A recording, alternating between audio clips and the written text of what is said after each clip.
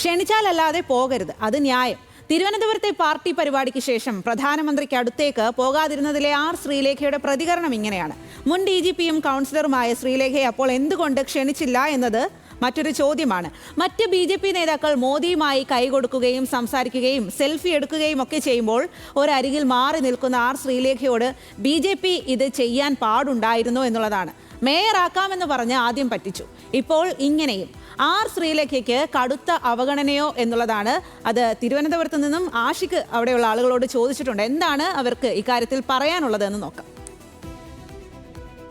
പ്രധാനമന്ത്രി നരേന്ദ്രമോദി ഇന്നലെ പങ്കെടുത്ത പരിപാടിയിൽ ആർ ശ്രീലേഖ മാറുന്നത് വലിയ ചർച്ചയായിരിക്കുകയാണ്. എന്തുകൊണ്ടായിരിക്കാം ശ്രീലേഖ പരിപാടിയിൽ മോദിക്കരികിലേക്ക് പോകാതെ മാറുന്നത്? തന്നെ ക്ഷണിക്കാത്തതുകൊണ്ടാണ് മോദിക്കരികിലേക്ക് പോകാത്തതെന്നാണ് ശ്രീലേഖ പറയുന്നത്. പക്ഷേ BJPയിൽ ശ്രീലേഖയെ ഒറ്റപ്പെടുത്തുമെന്നാണ് പ്രധാനമായും ഉയരുന്ന ആരോപണം.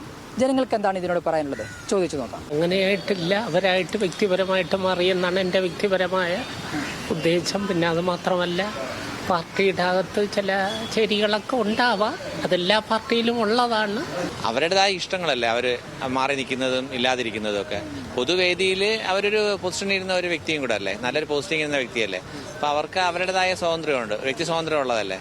അപ്പോൾ അവർ മറ്റുള്ള ആൾക്കാർ ഒരു സൈഡിൽ നിൽക്കുന്നു, അവരൊരു സൈഡിൽ നിൽക്കുന്നു എന്നാണ് മനസ്സിലാക്കാൻ പറ്റുന്നത്. അല്ലാതെ അവരുടെ നമ്മൾ വേറെ ആരും കുറ്റം പറയാനായിട്ടാണ് നമ്മളാരും പാർട്ടിയിലെ ആളും അതൊന്നുമല്ല.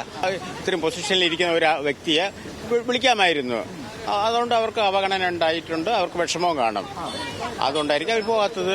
അങ്ങനെ BJP മാറ്റി നിർത്തുകയോ അല്ലെങ്കിൽ പാർട്ടി മാറ്റി നിർത്തുകയോ ചെയ്താൽ അവരെ ജയിപ്പിക്കുമോ? ജയിപ്പിക്കത്തില്ലല്ലോ ആൾക്കാരെ. അപ്പൊ അവരെ ജയിപ്പിച്ചത് പിന്നെ വിളിച്ചില്ല എന്നും പറഞ്ഞുകൊണ്ട് അങ്ങനെ വിളിക്കാത്ത ഒരാളെന്തിനാണ് വേദിയിൽ വന്നത്? അപ്പൊ അവർക്ക് ഇഷ്ടമായതുകൊണ്ടായിരിക്കുമല്ലോ ഒരു വേദിയിൽ വന്നിരിക്കുന്നത്. പിന്നെ കൈ കൊടുത്തില്ല, അത് തെറ്റല്ല. അല്ല, മാറി നീങ്ങുന്ന സംഘടനാപരമായിട്ടുള്ള തീരുമാനം അനുസരിച്ചല്ലേ വേദിയിൽ നിൽക്കത്തുള്ളൂ. അത് ഒരു മാറി നിപ്പൊന്നല്ല.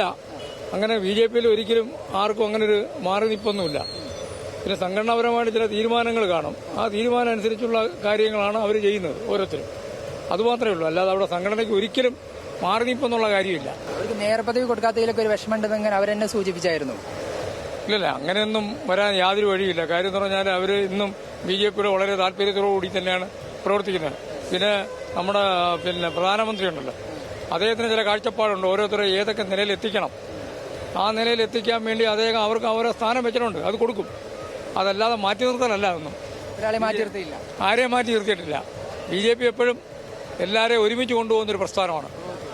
അങ്ങനെ തന്നെയാണ്. അതുകൊണ്ടാണ് ആ വിജയം തന്നെ, ആ ഒരുമിപ്പിന്റെ, ആ സഹകരണത്തിന്റെ വിജയമാണ് അവിടെ നമ്മുടെ ഈ കോർപ്പറേഷൻ തെരഞ്ഞെടുപ്പിൽ കണ്ടത്. കാരണം അവിടെ മാറ്റിയിരുപ്പൊന്നുമില്ല.